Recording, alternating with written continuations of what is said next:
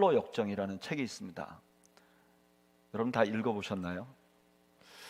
예, 이 책이 기독교인들이 꼭 읽어야 될 필독서이고 한때는 성경 외에 가장 많이 팔린 책으로 꼽히기도 했고요. 기독교의 베스트셀러 중에 하나입니다. 근데 이 철로 역정의 내용은 어떤 것이냐면은 어떤 한 사람이 그리스도인이 되고 이 사람이 천국에 이를 때까지 신앙생활하는 여정을 비유로 설명해 준 거예요. 신앙생활에 많이 도움이 됩니다. 여러분들 꼭 읽어보시면 좋겠고요. 근데 이 책에 이런 이야기가 있습니다. 꿈에서 그리스도인이 꿈에서 해석자와 함께 어떤 방에 들어갑니다. 작은 방에 들어가는데 그 방에 두 아이가 의자에 이렇게 앉아 있어요.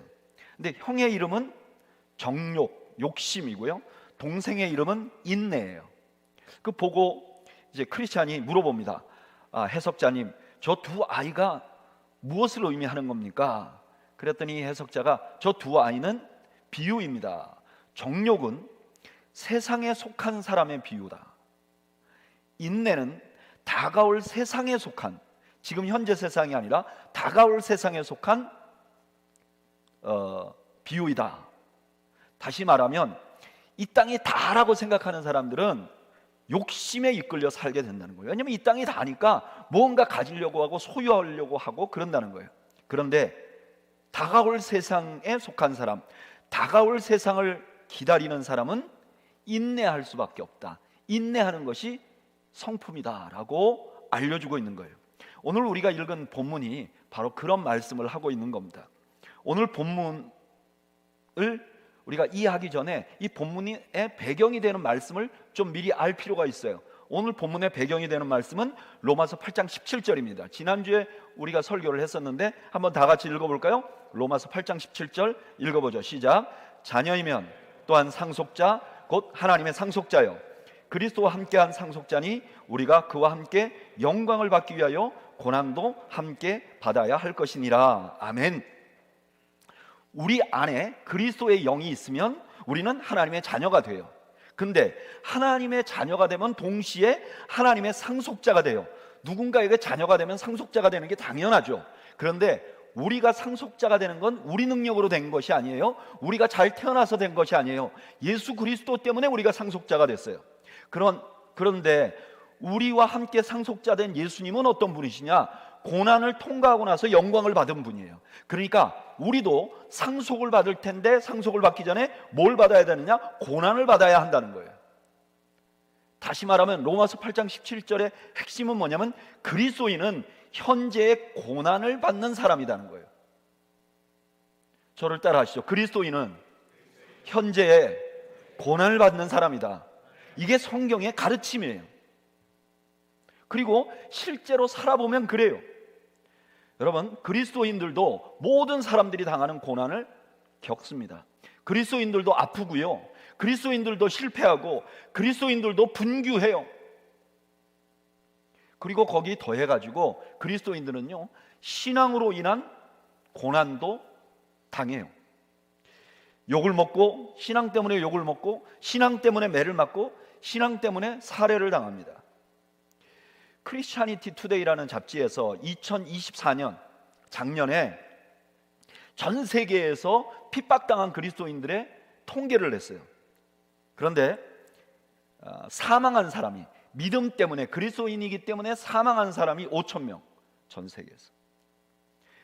교회 건물이 공격당한 횟수가 1,500건. 그리스도인이기 때문에 자기가 살고 있는 데서 피해야 되는 위험을 겪은 사람은 27만 8천 명.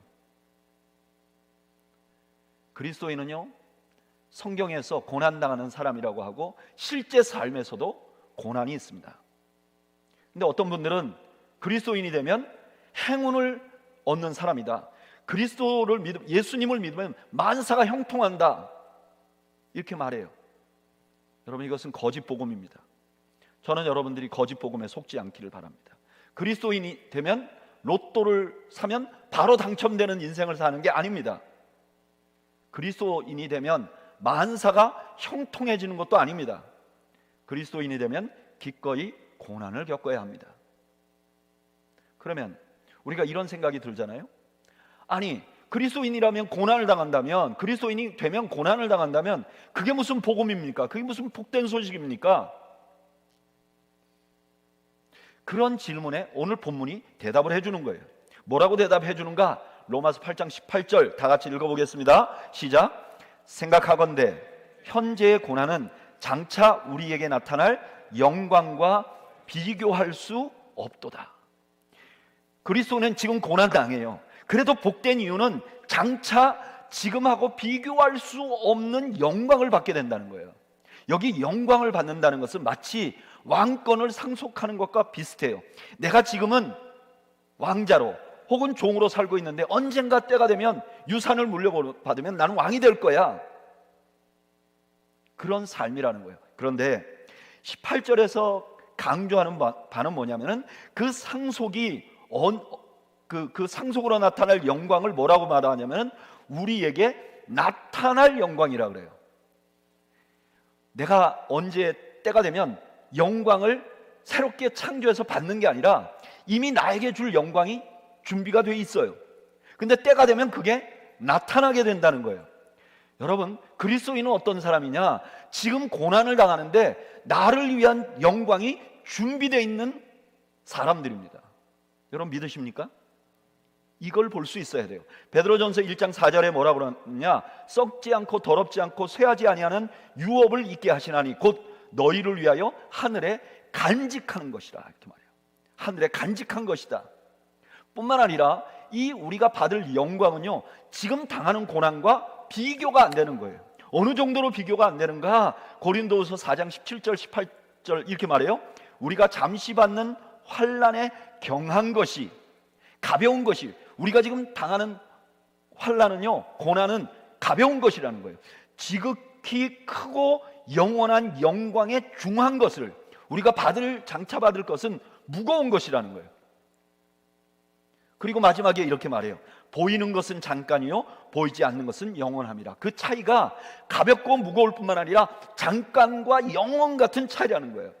그리스도인은 어떤 사람이냐? 그리스도인은 이 땅에 고난을 당하는 사람들입니다. 그런데 장차 지금 내가 고난을 당하는 것과 비교할 수 없는 엄청난 영광이 준비되어 있고 그것이 나에게 나타날 사람들이라는 겁니다. 그래서 이 소식이 복된 소식인 거예요.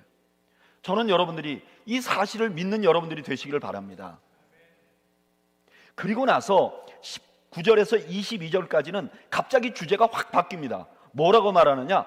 피조물이라는 걸 들고 나와요. 피조물에 대해서 뭐라고 설명하는가? 이 피조물, 현재 우리가 살고 있는 세상의 모든 피조물은 어떠냐? 허무한데 굴복하고 있다 그래요. 여기 허무하다는 건 뭐냐면 제 역할을 잘 못한다, 이런 의미를 가지고 있어요. 그러니까 어떤 것이냐? 지금 현재 온 세상의 피조물들이 각자의 역할에 걸맞게 살지 못한다는 거예요. 존재하지 못한다는 거예요. 두 번째로 썩어짐의 종로로 탄다 그래요.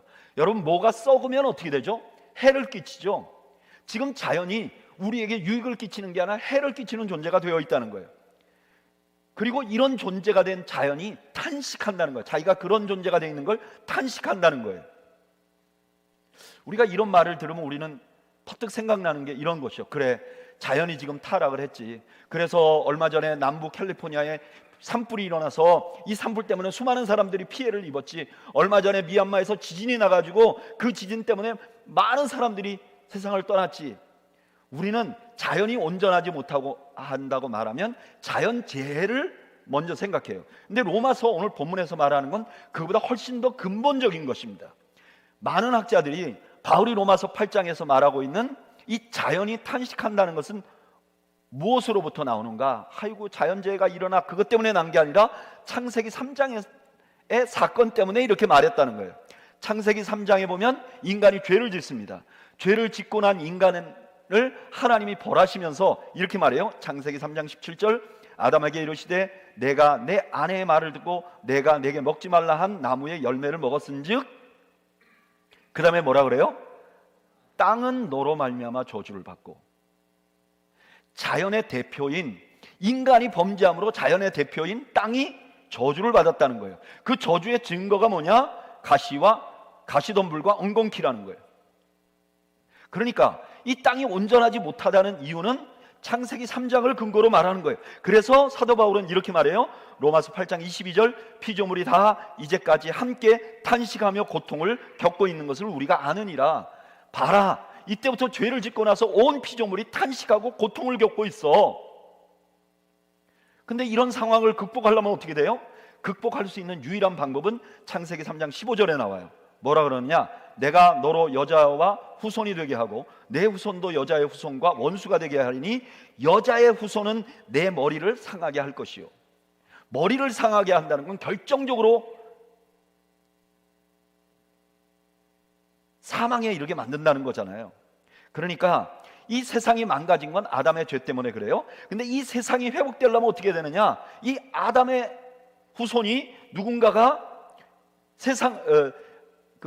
사탄을 머리를 밟을 사람이 나오고 그 사람 때문에 세상이 온전해질 것이라는 거예요. 그러니까 자연이 타락한 것도, 자연이 망가진 것도 인간 때문이고 자연이 회복되는 것도 인간 때문이에요. 그래서 바울이 뭐라고 말하느냐? 로마서 8장 19절 우리 다 같이 한번 읽어볼까요? 시작. 피조물이 고대하는 바는 하나님의 아들들이 나타나는 것이나. 자, 이렇게 자연재해를 설명하고 나서 다시 우리의 상황으로 들어옵니다. 그리스도인의 상황으로. 로마서 8장 23절 읽어보죠. 시작. 그뿐 아니라 또한 우리 곧 성령의 처음 익은 열매를 받은 우리까지도 속으로 탄식하여 양자될 것 곧 우리의 몸의 속량을 기다리는도다. 아멘. 사도 바울은요, 자연이 고통하고 있다 그랬잖아요. 그 고통과 이미 사도 바울이 말한 것처럼 인간들이 고통하고 있잖아요. 그러니까 이 두 고통을 연결합니다. 그리고 자연이 고통을 겪으면서 탄식하고 그리스도인들도 고통을 겪으니까 탄식한다는 거예요. 그런데 그리스도인은 이 땅에서 고난을 당하면서 더 탄식하는 이유가 있어요. 뭐냐? 우리가 성령의 처음 익은 열매를 받았어요. 여기 처음 익은 열매라는 거는 뭐냐면은 다운페이 이런 뜻이 있어요. 그러니까 먼저 맛보게 하는 것. 그러니까 우리는 성령이 우리 안에 오심으로 벌써 하나님의 아들이 어떻게 살아가는지를 맛봤어요. 맛을 못 본 사람은 그것을 기대할 수가 없어요. 근데 그걸 맛봤으니까 우리가 너무너무 그걸 기대하게 된다는 거예요. 그런데 우리 현재는 어때요? 고통 속에 살아요. 죄 가운데 살아요. 그러니까 우리는 여기서 더 벗어나기 위하여 피조물들보다 더 간절하게 탄식한다는 거예요. 게다가 우리가 탄식하는 목표가 뭐냐? 양자될 것, 즉 몸의 속량을 기다린다 그래요. 아니 우리가 이미 양자가 되었는데 뭘 양자될 걸 기다려요? 여기 양자될 것이라는 말은 우리가 온전하게 하나님의 자녀가 된 것, 다시 말하면 하나님의 아들로서 왕권을 받은 것, 그걸 의미해요. 그리고 이것이 뭐냐? 몸의 속량, 다시 말하면 우리 육체가 변하는 것, 죄로부터 완전히 건져지는 것, 우리는 이걸 부활체라고 말하죠. 그러니까 우리 고통 가운데 있는, 죄 가운데 있는, 고난 가운데 있는 그리스도인들은 더 탄식하는데 왜 탄식하느냐? 성령으로 하나님의 아들 된 삶을 조금 맛봤기 때문에 더 탄식하는데, 우리의 궁극적인 목표는 뭐냐? 언젠가 우리가 예수 그리스도의 몸처럼 완전히 부활하고 새롭게 되는 것을 우리가 기대한다는 거예요. 미래에 더 좋아지는 것을 기대한다는 거예요. 여러분, 우리가 미래에 뭔가 더 좋아질 것을 기대하는 것을 우리가 두 단어로 표현해요. 뭐라고 말하느냐? 소망이라고 말해요. 그런데 이 소망은 너무너무 중요해요. 얼만큼 중요하냐? 로마서 8장 24절 다 같이 한번 읽어볼까요? 시작. 우리가 소망으로 구원을 얻었으며 보이는 소망이 소망이 아니니 보는 것을 누가 바라리요. 그 소망이라는 게 얼마나 중요하냐? 우리가 소망으로 구원을 얻는다는 거예요. 아니 우리 믿음으로 구원 얻는 거 아니에요? 소망으로 구원 얻는다는 건 무슨 뜻인가? 이 말은 예수님께서 누가복음 21장 19절에 너희의 인내로 너희의 영혼을 얻으리라 그랬어요. 이 말은 무슨 말이냐면 누군가 예수 믿었는데 끝까지 인내하지 않고 배교해버리면 구원을 잊어버린다, 이런 뜻이거든요. 그러니까 우리가 소망 안에서 구원을 얻는 거예요. 그러니까 무슨 뜻이냐? 그리스도인들은 소망을 가진 사람인데 이 소망을 놓으면 안 된다는 거예요. 그런데 이 소망이라는 건 지금 일어나는 일이 아니에요. 미래에 일어나는 일이에요. 그러니까 당장에 지금 보이지 않아요. 그리고 나서 마지막 결론 이렇게 말합니다. 로마서 8장 25절 다 같이 읽어볼까요? 시작. 만일 우리가 보지 못하는 것을 바라면 참음으로 기다릴지니라. 그리스도인들은 보지 않는 것, 보지 못한 것, 미래에 일어날 것을 기다리는 사람들이에요. 소망하는 사람들이에요. 그러면 우리가 당연히 해야 될 게 뭐냐? 참아야 하는 거예요. 여러분, 이것이 그리스도인들의 특징이에요. 그리스도인은요, 행운을 가진 사람이 아닙니다. 그리스도인은 고난이 비켜가는 사람이 아니에요. 모든 사람보다 더 고난을 겪는 사람들이에요. 더 자주 고난을 겪는 사람들이에요. 그런데 그리스도인은 그렇게 고난을 겪지만 더 나은 세상이 있다는 것을 알고 그곳에 소망을 두고 있는 사람들이에요. 그리고 그 소망이 너무 확실하고 너무 좋기 때문에 지금을 잘 기다리는 사람들이에요. 저를 따라 하시죠. 그리스도인은 잘 기다리는 사람이다. 여러분, 이것이 그리스도인의 정체성이에요. 우리는 기다리는 사람들이에요. 잘 기다리는 사람들이에요. 우리가 잘 기다리는 사람이기 때문에 성경은요, 잘 기다리고 인내하는 사람을 성숙한 사람이라고 부릅니다. 야고보서 1장 3절에서 4절 제가 읽어드릴게요. 이는 너희 믿음의 시련이 인내를 만들어내는 줄을 너희가 알미라. 인내를 온전히 이루라. 이는 너희로 온전하고 구비하여 조금도 부족함이 없게 하려 함이라. 인내를 온전히 이루면 온전해진다는 거예요. 인내를 이루면 온전해진다는 거예요. 인내를 잘하면 성숙한 사람이라는 거예요. 여러분, 누가 성숙한 사람입니까? 성경을 많이 아는 사람, 봉사를 많이 하는 사람, 이런 분이 성숙한가요? 아니에요. 성경은 뭐라고 말하는가? 잘 인내하는 사람이라는 거예요. 진짜 믿음이 좋은 사람인지 아닌지는 고난이 와보면 알아요. 고난이 오면 어떤 자세를 취하는지 보면 안다는 거예요. 비난을 받아보는 상황에 들어가 보면 그 사람이 믿음이 없는지 있는지 안다는 거예요. 무언가 아주 중요한 걸 잃어버려 보면 이 사람이 믿음이 있는지 없는지 알 수 있다는 거예요. 그때 고난을 당할 때 하나님을 원망하거나 누군가의 비난을 받으면 나도 공격하거나 아니면 내가 뭐 중요한 걸 잊어버리면 마치 하나님이 없고 내세가 없는 사람처럼 낙심하면 이 사람이 아무리 성경을 많이 읽고 아무리 봉사를 많이 해도 미성숙한 사람이 되는 거예요. 반대로 이 땅에서는 아무런 소망이 없어 보여도 잘 인내하면 그 사람이 성숙한 사람이라는 거예요. 또 하나, 우리의 정체성이 잘 기다리는 사람이기 때문에 성경은요, 잘 기다리는 사람을 능력이 있다고 말해요. 고린도후서 12장 12절에 보면 아주 재미있고 흥미로운 말이 나옵니다. 한번 읽어볼까요? 시작. 사도의 표가 된 것은 내가 너희 가운데서 모든 참음과 표적과 기사와 능력을 행한 것이라. 사도 바울이 고린도 교회 사람들에게 내가 사도인 거의 표를 너희에게 보여줄게. 그리고 그 표의 첫 번째가 뭐냐면 참는 거예요. 그 다음에 뭐가 나오죠? 표적과 기사와 능력이 나와요. 예를 들면 이런 거예요. 제가 진짜 목사예요. 그걸 어떻게 증명해요? 잘 참는 거 보면 안다는 거예요.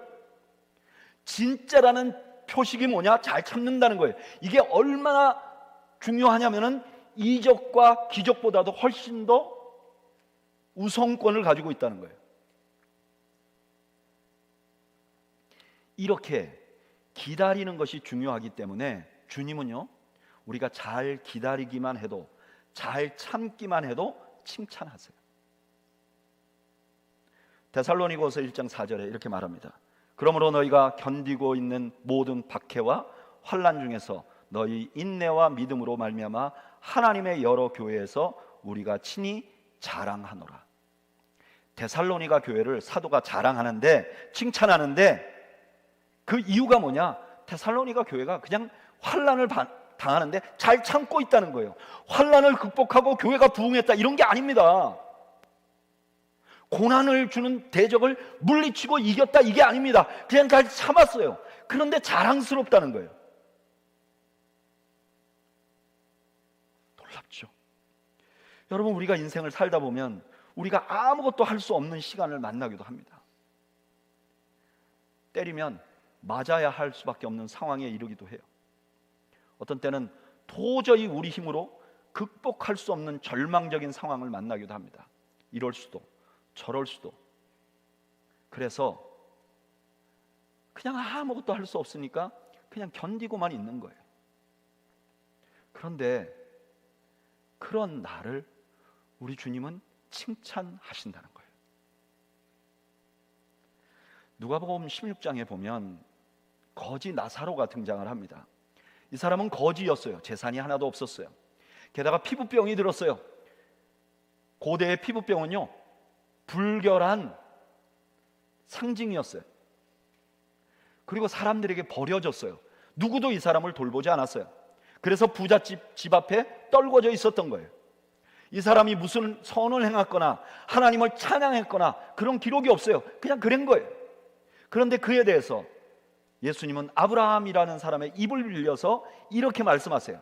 마가복음 16장에 아브라함이 이르되 예 너는 살았을 때 좋은 것을 받았고 나사로는 고난을 받았으니 이것을 기억하라. 이제 그는 여기서 위로를 받을 것이다.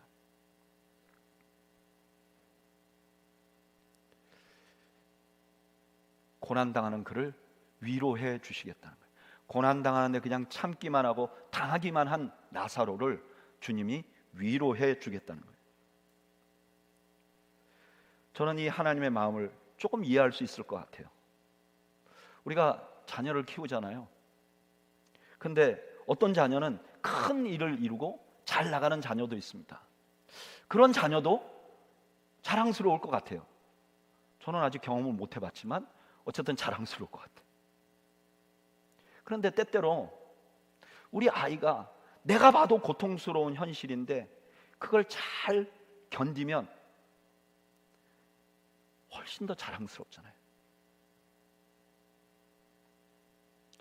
여러분 잊지 마십시오. 우리 하나님은 무엇을 이룬 사람을 자랑스러워하는 것이 아니고 그냥 견디고 인내하는 그리스도인을 자랑스러워 하신다는 것입니다. 그런데 이게 말이 쉬운데 이게 직접 당해보면 너무너무 어려워요. 고난 중에 잘 인내한다는 거, 잘 기다린다는 거, 이거 쉬운 일이 아닙니다. 어쩌면 불가능한 일일지도 몰라요. 그래서 주님은 두 가지, 이걸 잘 견디기 위한 두 가지 은혜를 주셨어요. 첫째는 뭐냐? 모델을 주셨어요. 야고보서 5장 10절에 보면 이렇게 말해요. 형제들아 주의 이름으로 말한 선지자들을 고난과 오래 참음의 본으로 삼으라. 신앙의 선진들을 보란 말이에요. 그들이 다 고난당했단 말이에요. 그들을 보면 내가 현재 고난을 이길 수 있는 힘을 얻게 된다는 거예요. 그런데 우리 하나님께서 모델로 주신 것은 단순히 우리 신앙의 선진만이 아닙니다. 히브리서 12장 2절 믿음의 주요 또 온전하게 하신 이인 예수를 바라보자. 그는 그 앞에 있는 기쁨을 위하여 십자가를 참으사 부끄러움을 개의치 아니하시더니 하나님 보좌 우편에 앉으셨느니라. 주님을 모델로 우리에게 주셨다는 거예요. 주님을 바라보면 이 땅에 정말 참기 힘든 고난도 이길 수 있다는 거예요. 저는 제가 목회를 하면서 제일 견디기 힘든 게 제가 보니까 자존심이 짓밟히는 걸 굉장히 견디기 힘들어하는 것 같아요. 제가 이 얘기를 어떤 목사님들 모임에서 얘기를 했거든요. 저는요 목사님 자존심이 짓밟히는 게 너무 힘들어요. 그랬더니 많은 목사님들이 이렇게 얘기하더라고요. 이 목사님 아직 하수구만. 그건 첫 번째로 밟히는 거야. 이렇게 얘기하더라고요. 어쨌든 저는 하수라서 그게 너무 힘들어요. 근데 힘든데 자존심 상했다고 달려붙을 수는 없잖아요. 그러니까 이럴 때는 어떻게 하죠? 새벽에 가서 하나님께 막 기도를 하는 거예요. 하나님 이럴 수가 있습니까? 나 진짜 너무 자존심 상해서 너무 미치겠어요. 그러면 우리 주님은 항상 변함없이 예수님의 십자가를 보여주는 거예요. 그러면 내가 그렇게 좋아하고 사랑하는 주님이 십자가에서 조롱도 받으셨죠? 육체적인 고통도 당하셨죠? 심지어 우리 주님께서 하나님이 버리신 것 같은 상황 안에 들어가셨죠. 여러분, 우리가 미래의 영광을 바라보며 현재를 견뎌나가야 하는 것이 우리의 본분인데 이게 쉽지 않습니다. 내가 당하는 고난이 제일 힘들어요. 근데 여러분, 그럴 때 그 고통이 어떤 것이든지 주님 앞에 가보십시오. 그러면 신기하게 우리가 그것을 견딜 힘을 얻게 됩니다. 그것이 무엇이든 주님 앞에 가면 그 힘을 얻게 되죠. 또 하나 하나님께서 잘 인내하게 위해서 우리에게 주신 것이 있습니다. 그게 성령님이에요. 골로새서 1장 11절, 이 말씀을 현대인 성경으로 읽어보면 좀 의미가 분명합니다. 우리 다 같이 한번 읽어볼까요? 시작. 그리고 하나님의 영광스러운 힘을 통해 오는 모든 능력으로 여러분이 강해져서 모든 일을 기쁨으로 뭐예요? 참고 견디도록. 하나님이 우리가 기쁨으로 참고 견디게 하기 위해서 하나님의 영광스러운 힘을 주셨다는 거예요. 근데 그 영광스러운 힘이 무엇인지 로마서 8장 26절, 오늘 우리 본문 바로 다음 절이 설명을 해줘요. 뭐라 그러냐? 이와 같이 성령도 우리 연약함을 도우시나니. 우리가 예수님을 바라봐도 우리 마음이 움직이지 않으면 못 견디잖아요. 그런데 그때 성령께서 우리 안에서 우리에게 힘을 주시고 견디게 하신다는 거예요. 그런데요, 성령이 우리를 견디게 하시는 능력은 우리가 어떤 때는 느끼지 못할 때가 있어요. 영적으로 좀 센시티브하지 못할 사람들은 느끼지 못할 때가 있어요. 더군다나 이건 보이는 현상이 아니잖아요. 그러니까 내 속에서 일어나는 거니까 이걸 알 수 없고 지나가는 때가 있어요. 그런데 고난을 지나가고 나보면요, 돌아보면 이게 분명해요. 저도 인생을 살면서 몇 번의 고난이 있었는데 지금 그때를 돌아보면 제가 그때 어떻게 이겼는지 몰라요. 내 힘이 아니었다. 그걸 견딘 건 내 힘이 아니었다. 도대체 내가 어떻게 지나갔지? 내가 한 일은 아무것도 없고, 나는 그때 견디겠다고 결심한 적도 없고, 하나님의 말씀을 바라보고 막 힘을 낸 적도 없는데 내가 어떻게 견뎠지? 오늘 본문은 뭐라고 말하냐? 성령께서 하신 것이라고 말하는 거예요. 여러분, 성령께서 우리를 도우십니다. 그래서 우리가 견뎌나갈 수 있도록 도와주십니다. 저는 여러분들이 이것을 잊지 않기를 바랍니다. 우리 과거를 돌아보면 답이 나오잖아요.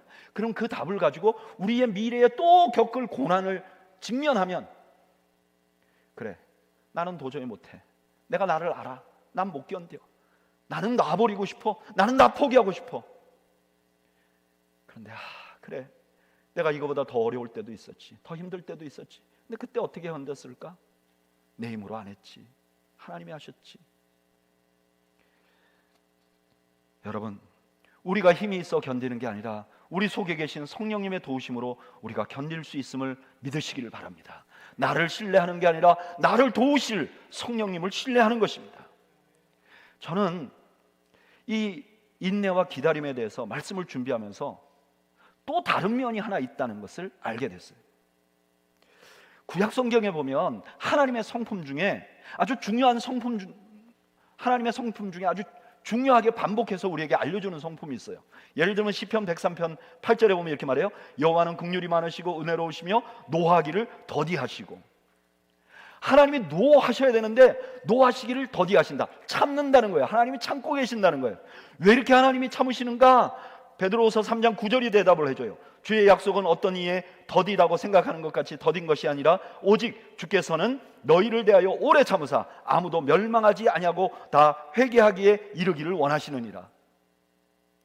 하나님이 참으시고 계시는데, 인내하고 계시는데 이유가 뭐냐? 우리가 구원에서 낙담하지 않도록 우리를 구원하기 위해서 견뎌주신다는 거예요. 그런데 사도 바울이 바로 그 은혜를 입었어요. 그래서 디모데전서 1장 16절에 뭐라 그러냐? 내가 긍휼을 입은 까닭은 예수 그리스도께서 내게 먼저 일체의 오래 참으심을 보이셨어요. 놀랍죠? 그러니까 우리는 이렇게 생각하는 거예요. 그래, 그리스도인의 사명인가 봐. 나는 고난스러운 현장에 태어나서 나는 고통스럽게 살아가는구나. 그래서 내가 이걸 참아야지. 내가 참아야지. 그런데 사실 내가 참는 게 아니라 우리 주님께서 나를 기다려주고 계시다는 거예요. 어떻게 기다리시는가? 우리가 방금 읽었던 로마서 8장 26절에 뭐라고 말하느냐? 성령이 탄식한다고 해요. 여러분 잘 보세요. 자연이 탄식했어요. 고통스러워서. 그런데 그 다음에 우리가 탄식해요. 죄 가운데, 고난 가운데 살아가니까 우리가 탄식해요. 그런데 로마서 8장 26절에 보면 누구도 탄식해요? 성령님도 탄식해요. 그러니까 우리만 기다리는 것이 아니에요. 우리만 아파하는 것이 아니에요. 우리의 아픔과 고통을 더 아파하시면서 기다리는 분이 계세요. 그분이 누구시냐? 하나님이세요. 저는 이 사실을 알고 나서 버뜩 터오르는 분이 있었어요. 그게 누구냐? 손양원 목사님이에요. 제가 설교를 하면서 가장 많이 인용된 인물이 손양원 목사님이에요. 저는 손양원 목사님 너무 좋아해서 한국에 있을 때 손양원 목사님 그 여수 애양원을 여러 번 갔어요. 그리고 저는 대학 때 한국 교회사를 공부를 했는데 한국 교회사에 여러 인물들이 있는데 손양원 목사님 같은 인물이 없어요. 이분은 목사가 되고 나서 자진해서 나 환자를 섬기는 교회로 가셨어요. 나 환자들을 장로님으로 세우고 나 환자들을 집사님으로 권사님으로 세우고 목회하셨어요. 그 당시에 나 환자들은 치료받을 길이 없었어요. 거기에 들어간다는 건 세상으로부터 버림받는다는 뜻이에요. 근데 목사님이 거기에 가셨어요. 그 다음에는 신사참배를 하셨어요. 그래서 온 가족이 고통을 겪었어요. 자녀들의 간증을 보면 먹을 것이 없고 심지어 나 환자들이나 거지들이 음식을 가져다 줘서 먹고 살았어요. 그 후에는 공산주의자들에 의해서 핍박을 당하셨어요. 자신의 두 아들이 죽임을 당했어요. 그런데 사형을 면하게 해달라고 그 사람을, 자기 아들을 죽인 사람을 용서하실 뿐만 아니라 자기 아들로 양자를 삼았어요. 그 인생 자체가 다 고통이었어요. 그런데 어떻게 견디셨을까? 어떻게 인내하셨을까? 이분이 지은 시로 만든 찬양이 있어요. 주님 고대가라는 노래가 있는데 그 주님 고대가 마지막 구절이 이렇게 돼 있어요. 천년을 하루같이 기다린 주님. 잘 보세요. 손양원 목사님은 고난 가운데서 계속 인내하고 기다리셨는데 손 목사님의 고백은 뭐냐? 천년을 하루같이 기다린 주님. 나보다도 우리 주님이 나를 더 기다리고 계시다는 거예요. 내 영혼 당하는 것 볼 수 없었어. 내 영혼이 여기서 깨지고 상하는 걸 볼 수가 없었어. 이 시간도 기다리고 계신 내 주님, 오 주여 이 시간에 오시옵소서. 이분이 견딘 것은 자기를 구원하기 위하여 더 탄식하며 기다리고 계시는 주님을 바라봤기 때문에, 그 주님 때문에 견디고 나갈 수 있었던 거죠. 사랑하는 여러분, 그리스도인은 이 땅에서 럭키, 행운을 가지고 사는 사람이 아닙니다. 우리는 고난을 당해야 합니다. 그런데 우리가 이 고난 가운데서도 소망을 가질 수 있는 것은 영원한 천국, 영원한 하나님 나라가 있기 때문이며, 우리 안에서 지금도 우리를 돕고 계시는 성령님 때문이며, 그리고 지금도 우리를 위하여 탄식하고 기다리고 계시는 하나님의 은혜 때문인 줄로 믿습니다. 저는 우리가 바로 이 하나님의 은혜를 기억하면서 우리에게 지금 현재 주어진 고난을 이겨나가시는 여러분들이 되시기를 주님의 이름으로 축원합니다. 우리 잠시 눈을 감고 기도를 할까요?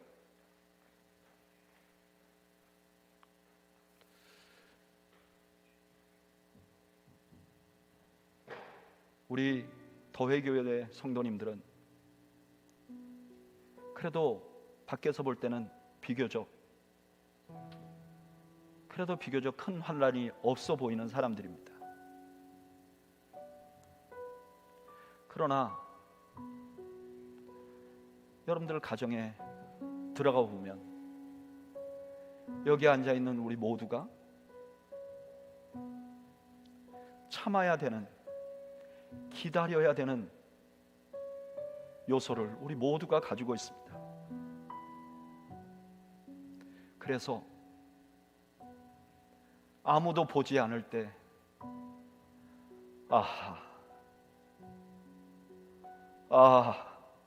라고 탄식할 수 있는 환경에 우리가 놓여 있습니다. 여러분, 잠시 이 시간에 우리가 손양원 목사님이 바라봤던 탄식하며 우리를 구원하기 위하여 기다리고 계시는 우리 주님을 묵상합시다. 그리고 지금도 내가 낭망할까봐 안절부절하며 내 속에서 탄식하시는 성령님의 은혜를 우리가 묵상해 봅시다. 그리고 나를 양자 삼아 영원한 천국에 가게 하려고 바로 그 목적 때문에 스스로 십자가를 지시고 그 멸시와 고통을 참으신 주님을 묵상해 봅시다. 그리고 그 삼위일체의 은혜가 오늘 나에게 이 현재의 고난을 이겨나갈 수 있게 하는 기적을 여러분들이 경험하기를 바랍니다. 우리 이 시간 잠시 우리 삼위일체 하나님의 은혜를 묵상하면서 잠시 기도하기를 원합니다. 함께 기도하겠습니다.